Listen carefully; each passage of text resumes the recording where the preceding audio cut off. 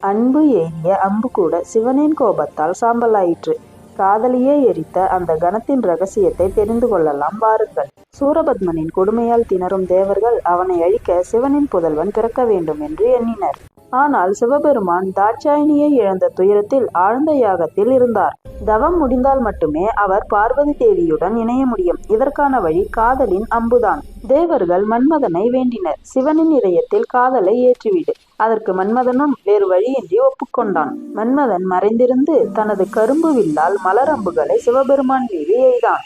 அமைதியை கலைத்த அம்பு சிவனின் சினத்தை உச்சத்திற்கு கொண்டு போனது. அவரது ஞானத்தின் அடையாளமான நெற்றிக்கண்ணை திறந்தார்.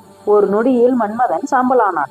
கணவனை இழந்த மன்மதனின் மனைவி ரதிதேவி தன் துயரை தாங்க முடியாமல் சிவபெருமானின் காலடியில் விழுந்து கதறி எழுதாள்.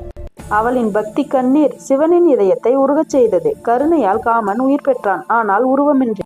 அவளுக்கு மட்டுமே தெரியும் காதலின் உருவம், மற்றவர்களுக்கு இல்லை. அன்பு இனி உணர்வாய் மட்டுமே.